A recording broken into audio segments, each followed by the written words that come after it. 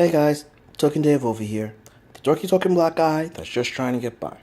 And welcome to another edition of Helltober, my celebration of horror and Halloween for the month of October. You know, trilogies are hard to pull off effectively. Heck, doing a hit movie is hard enough.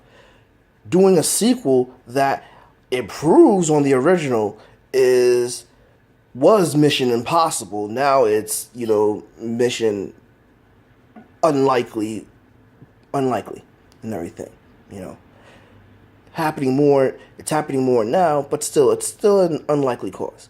Now, doing an effective trilogy that consistently builds off the previous two sequels, that in itself is Mission Impossible, and it's rarely been pulled off by anyone. However, there are also cases where, while the trilogy itself has not drastically improved on the other sequels, all three movies are still relatively good, but usually the third one is the one that's kind of left out in the loop or not as talked about as much. And then there are just those trilogies that third installments that just flat out bomb or flat out divisive. George A. Romero is in an interesting bind with his original Living Dead trilogy, where Night of the Living Dead is a classic and Dawn of the Dead has universal acclaim. Day of the Dead tends to be the most divisive movie of his Living Dead franchise. Is that justifiably so? Well, we'll find out when I talk about George A. Romero's Day of the Dead. Now, before I get into my thoughts on the divisiveness of this movie, let's go into what this particular chapter of the Living Dead series is about.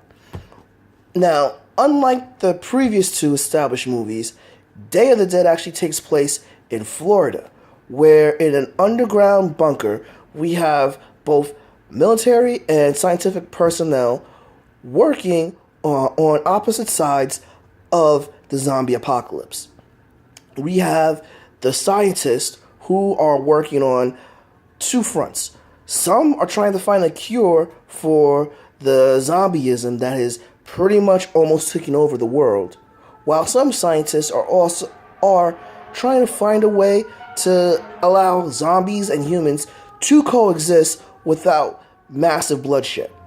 On the other side, though, we have the military, whom are actually are very myopic in feeling that any zombie that is discovered should be killed on sight.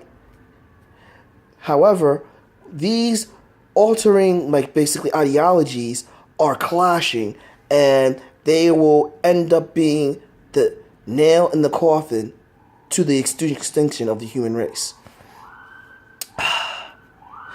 Of the Living Dead trilogy, this is the one that I've seen the least, and I have my own take on why this one is divisive. See, with George A. Romero, he has always had, in his movies, every one of his movies has a clear vision, right? Here, things kind of get jumbled a little, and, it's kind of difficult to understand what the underlying theme was at first, and with this movie, we have the underlying theme itself being Darwinism, the ideology of evolution and the strong surviving. We see this in basically, the military believing that since they're the ones that has the weapons and they're the one that knows how to effectively use them, they're the ones that can actually survive and they're the ones that can actually fight off the zombie horde. However, not grasping the fact that now humans are in the minority, where the zombies have actually run amok and pretty much almost predominantly taken over majority of the world. Where, on the other hand, we have basically the zombies themselves displaying the ability to not only adapt to the surroundings, but also finding ways to actually like basically go beyond their primal instincts and develop some cognitive reasoning and thought. So that's where the Darwinism comes in. So the thing is, though, there's a lot of things that was jumbled about this movie. For example, in the other two installments, there are likable characters and they're characters that you really want to follow, right? Here, yeah, you really feel disconnected with with the human characters, vast majority of them.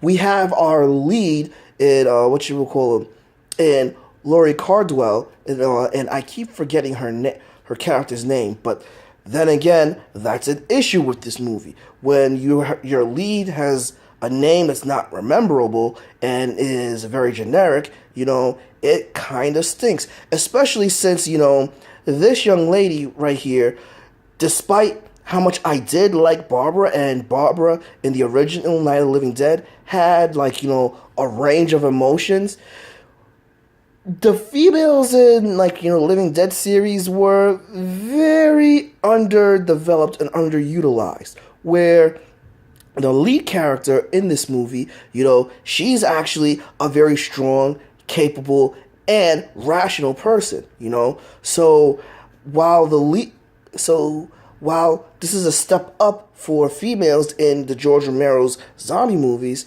it's pulled off rather ineffectively. In addition, we have basically, the military group is pretty much one note, with the exception of our lead antagonist, Captain James Rhodes, played by, Joseph Cardati. Oh my god, I think I probably pronounced this guy's name wrong and everything. No, Capitone. Forgive me, because basically I should know his name and everything, but his last name, so sorry.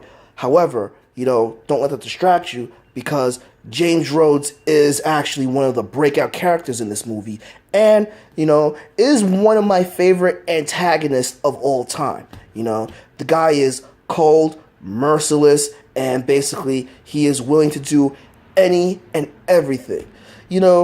The Rock tried to portray a character like this in the movie Doom, but horribly failed. Whereas Joseph, in this movie, he hit it on the nail.